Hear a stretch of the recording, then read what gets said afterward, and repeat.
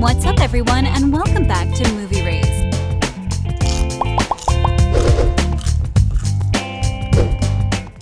If you've been left traumatized after watching the second installment of 365 Days, this video might not be for you. From seeing a different version of Massimo to Laura struggling with alcohol addiction and even her ex-husband killing her dog, here's why the final film of the franchise is about to blow your mind. Warning, spoilers for 365 Days 2 ahead. Is Laura dead? We want Massimo and Laura together. They belong together, is what Mary Saris stated in one of her previous videos. Shout out to Mary for telling the truth. The much anticipated sequel of 365 Days is finally here, and once fans saw this day's ending, they've been trying to find more answers as to what direction the continuation will go. Well, let me tell you something. The worst is about to come, and let me be clear, I don't think Laura shouldn't end up with the handsome new addition in the controversial follow-up, Nacho. He's sweet, and he obviously cares for her, but after seeing the first film, we've become so invested in the relationship between Massimo and Laura that it would be unfair for the fans to see the following events that we're gonna talk about. Despite facing many controversies and even more critics who claim that this is the worst film in the history of films, the sequel proved to be an even bigger success than its predecessor. Let me ask you something. Does every 365 Days film need to end up with Laura's life in danger? I mean, come on, give her a break for once. Let's do a quick recap of the second installment before we go through a very shocking event that happens in the third book. The second movie starts off with the fan-favorite couple getting married, with Laura revealing that her soon-to-be husband doesn't know that she is pregnant by the end of the first film. She unfortunately lost her baby as a result of the accident that happened. Did we mention that Olga and Domenico are together now? Yeah, they even get engaged. Hopefully we'll see their wedding in the upcoming movie. In one of the most surprising plot twists in the film, Laura sees Massimo leaving with his ex-lover Anna and catches them doing, well,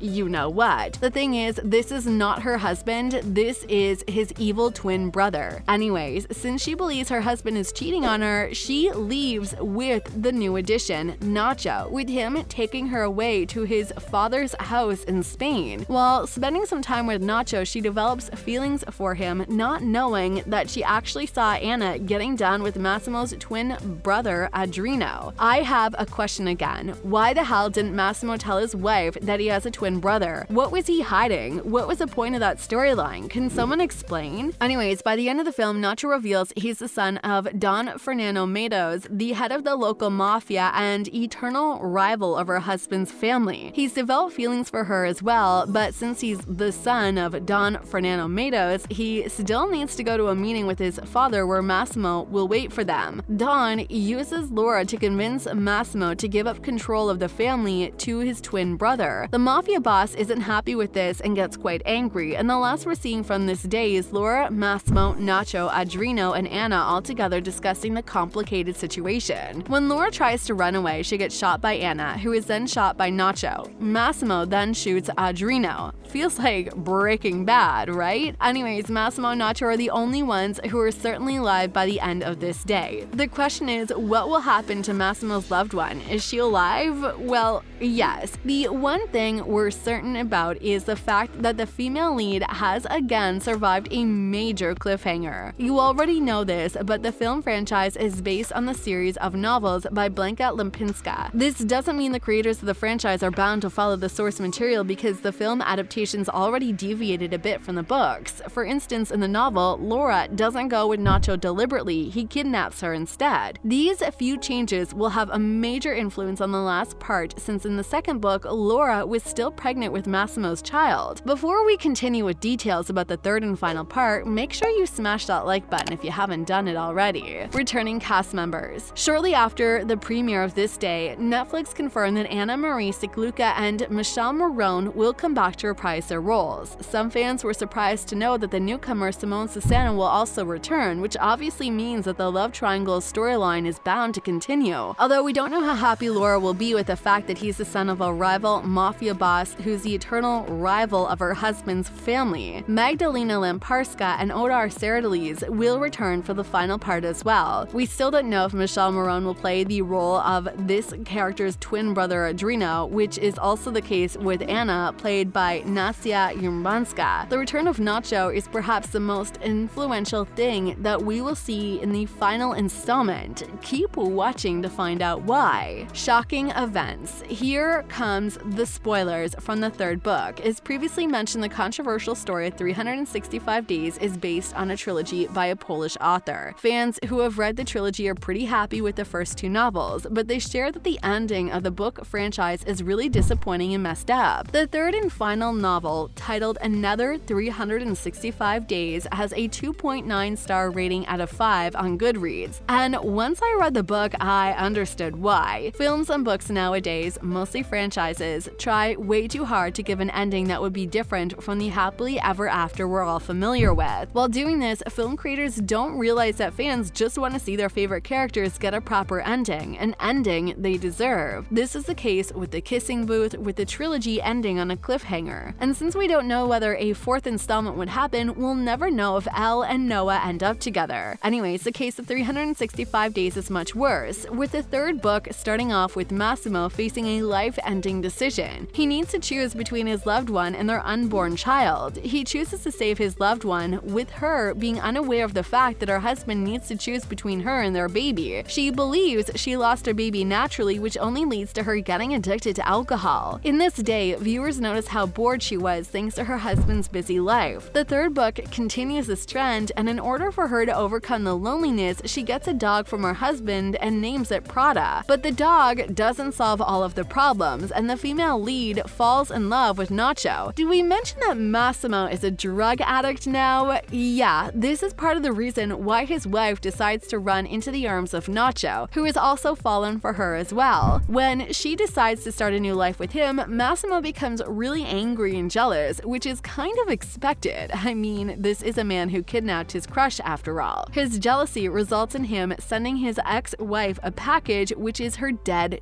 dog. After some time, the couple meet again at Olga's wedding in Domenico. Massimo shows up with another girl, which drives Laura crazy, so she decides to talk to him. He says he wasn't the one who sent the dog, blaming Nacho for the incident. His ex-wife believes him, which is unfortunate because he's been lying to her and she's trapped again. After going through a lot of struggles, she leaves Massimo and goes to Nacho again. They get married and she gets pregnant with his child. This is exactly how the trilogy ends. A lot of fans are angry, saying there's no point in creating such a story only to ruin it at the end. Fortunately, we still don't know if Netflix will stay loyal to the source material. On a related note, do you guys think this is how the film adaptation needs to end? Let us know down in the comment section below. If you enjoyed our video, make sure you subscribe to our channel so you'll never miss any of our videos in the future. As always, thanks for watching.